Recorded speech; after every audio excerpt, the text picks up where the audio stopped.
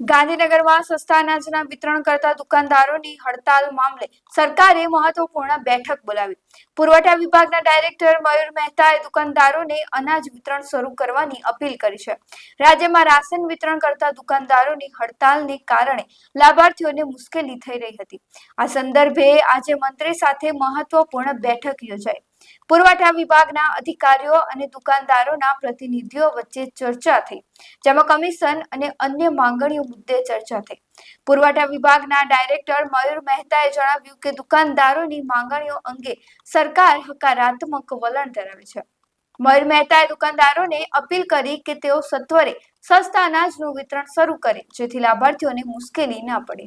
સરકારની હકારાત્મક ભૂમિકાને કારણે ટૂંક સમયમાં દુકાનદારો હડતાલ પાછી ખેંચશે અને લાભાર્થીઓને રાહત મળશે તેવી આશા છે।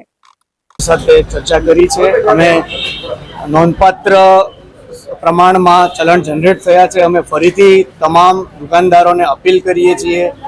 એસોસિએશનની ઘણી બધી માંગણીઓ પ્રત્યે વિભાગ એકદમ સકારાત્મક છે। 11 બાબતે સૂચનાઓ પણ પ્રસિદ્ધ કરી છે। બાકીની કમિશન વગેરે બાબતો અંગે વિભાગ એકદમ પોઝિટિવ છે, પણ એની એક પ્રક્રિયા હોય છે।